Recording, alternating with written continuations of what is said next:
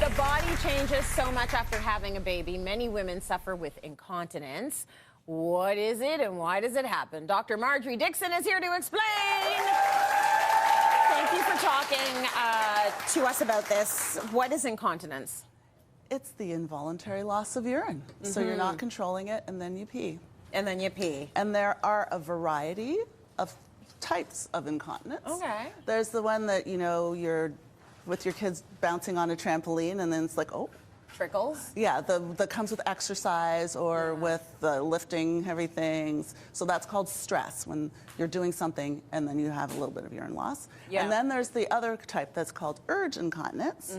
Urge is when all of a sudden you have the urgency. You wake up in the middle of the night and you're like, I gotta pee. And I have to go now. I have to go now, too bad the toilet's not right here. Yeah. Or you see your front door when you're coming from your car, you pull into the driveway, you're like, oh God, I gotta pee all of a sudden. That's urge incontinence. Sometimes there are mixed types. Yeah. And there's also overflow incontinence. So that's where your bladder doesn't empty regularly and it overfills because there's an obstruction. That's more common in men. Oh, okay. I have the urge one. I have none of them.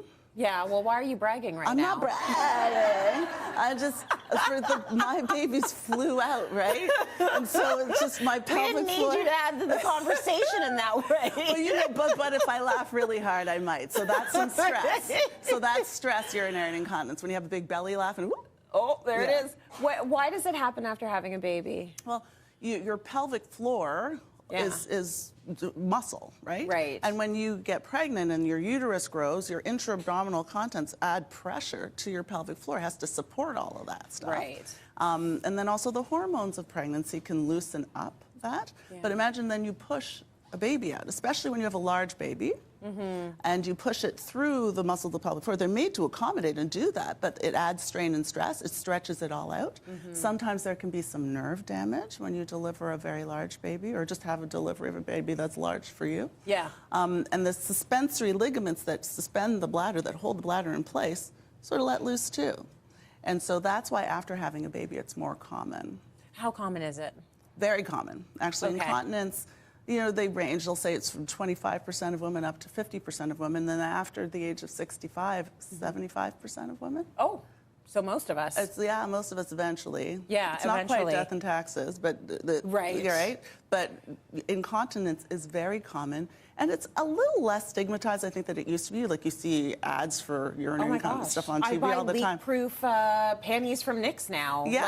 Like I can have leak-proof thongs. So obviously it's a lot more spoken about these days. It is very prevalent, and actually there's one of the #1 reasons people actually go into nursing home in their older age. Oh, because of the continence issues. It just can no longer be managed. So it's important to understand what's happening and then what you can do about it. What's the big deal about having a leaky bladder? Like, does this lead to bad things?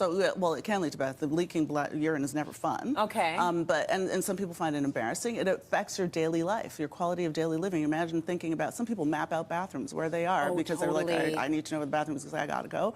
But if you're heavier, obesity is one of the risks. If you're a smoker, that's a risk of it. If you've had a baby, multiple vaginal deliveries, if you had a large baby, if you had an episiotomy, if you had a tear, you talked about first, second, third degree, fourth degree tears, if you had those in delivery. That's one of the risk factors. What do you do about it? Yeah, how do we treat it? We've done it before. We've talked about Kegels. You know, you have your elevator on the basement floor. You lift it up, up, up. You squeeze, and then you let it down again. Are you doing it? I was just doing it right Me now. too. You can tell in my face. So that's tried, tested, true. There are pessaries. Sometimes to change the angle of the urethra, you put pessaries, vaginal pessaries work. There can be physiotherapy, bladder training, habits changing, not drinking caffeine, not drinking right before you go to bed, stop drinking at 7 o'clock. Yeah. There are a lot of ways that you can train. It's usually a combination of those things, and if those fail, surgery. Okay. I'm going to go get a personal trainer for my bladder. You don't need one. I know, Just I know. squeeze. It's good information, Doc. Thank you. Okay, you're welcome. We all know that it's essential for women to keep their pelvic floor healthy and to keep strengthening them on a regular basis, especially after pregnancy and childbirth. Well, what if I told you there was a whole new non-invasive and dignified way to do this? We sent Vivian Kay to experience a Kegel throne, a Euro spot, firsthand. Take a look. When I say Kegels, you're doing it. You're doing it, right? I'm doing it right now. Well, I'm about to do 11,000 Kegels in 28 minutes. I know, unbelievable. Well, let me show you how. You're doing great. Oh, wow. Well, I didn't just jump into it. It was a process. This is our consultation room. You can just take a seat on the couch. First, we started with a consultation where I was asked all kinds of questions about my peeing habits by the lovely Erin. Does this sound like you? You come home with your groceries and you just have overpowering urgency. It's like, I can't do anything till I find that bathroom. Like, I call it the Bluetooth connecting. So it's like my bladder knows, you're home. It's connected to the toilet Bluetooth, and then I gotta go. so that's a trigger for you. When you have that overpowering urgency, do you ever leak on the way to the washroom? Or as you're like trying to get the pants off? I have. Okay. I have. Does this sound like you? Go to the washroom, think you're done, stand up. Oh, no, not quite done. Yep. Okay. Sit back down, make sure I'm at a different angle, make sure I can get it all out. Yeah. After a lesson on the pelvic floor musculature, it was time to sit on the much-awaited Kegel throne. Ta-da! Step one done. Okay. Let's lift your sweater up so your sweater's not Yeah, underneath yeah. you. Don't put any barriers. You got it. And you're going to spread your legs a little bit. Yeah.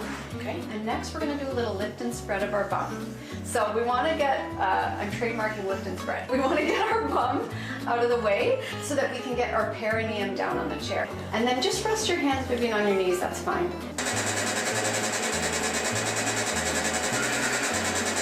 Hit the baseline. Oh yeah, it's doing that. That's what it's doing. It feels like a jolt of electricity just going up your hoo-hoo. Thinking of a cigarette. And Vivian Kay joins us in studio, and Erin as well. Okay, Viv, the reason you started this whole thing is you were peeing a lot at night. Yeah, so after I had my son, I was getting up and peeing once and twice a night. After I had my hysterectomy, it got worse. And I need to sleep, right? Yes. I was also depending on leak-proof underwear, especially when I'm traveling.